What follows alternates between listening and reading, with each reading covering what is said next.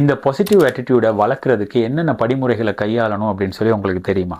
நிறைய பேருக்கு அவங்ககிட்ட நெகட்டிவ் தாட்ஸும் பாசிட்டிவ் தாட்ஸும் இருக்குன்னு தெரியும். ஆனால் நெகட்டிவ் தாட்ஸை விட்டுட்டு பாசிட்டிவ் தாட்ஸை எப்படி கைப்பிடிக்கிறது, கடைப்பிடிக்கிறது அப்படின்னு சொல்லி நிறைய பேருக்கு தெரியாது. நம்ம வளர்ந்து வந்த காலத்தில் நிறைய நமக்குள்ள நெகட்டிவ் தாட்ஸ் இருந்தால் அது ஒரு பெரிய பிரச்சனை.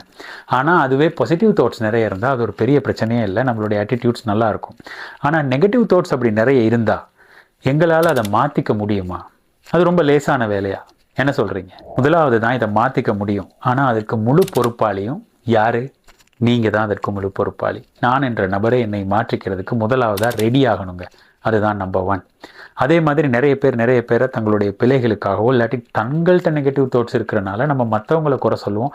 அவங்கனால தான் இப்படி ஆகிட்டோம், இவங்கனால தான் அப்படி ஆகிட்டோம். கணவன் மனைவியையும், மனைவி கணவனையும், சேரையும், பொஸ்ஸையும், ரைட், ஸ்கூல் டீச்சரையும், ரைட், பெற்றோரையும், இந்த மாதிரி நம்ம எல்லாத்தையும் குறை சொல்லுவோம். இப்படி குறைய கூறி நம்மகிட்ட எந்த பிழையுமே இல்லை, எல்லா பிழையும் அவங்ககிட்ட தான் இருக்குது அப்படின்னு சொல்லுவோம். ஸோ குறை கூறுற பழக்கத்தை முதலாவதாக நிறுத்தணும்.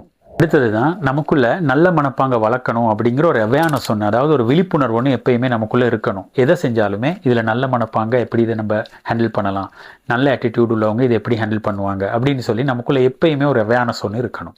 நல்ல மனப்பாங்க பெற்றுக்கொள்றதுக்கு நீங்கள் விருப்பமா? அந்த விருப்பம் இருக்கணும். விருப்பம் இல்லாட்டி நல்ல மனப்பாங்க பெற்றுக்கொள்ளவே முடியாது. நல்ல ஆட்டிடியூடை உருவாக்கிக்குவேன் அப்படின்னு சொல்லி ரொம்ப டிசிப்ளினாக நம்ம இருக்கணும். அதே மாதிரி சிரத்தை அப்படின்னு சொல்லுவாங்க, ஒரு ஆர்வத்தோட அதில் ரொம்ப இறங்கி வேலை செய்யக்கூடிய தன்மை இருக்கணும். அது மீட்டராக இருக்கணும் அப்படின்னு சொல்லுவாங்கல்ல.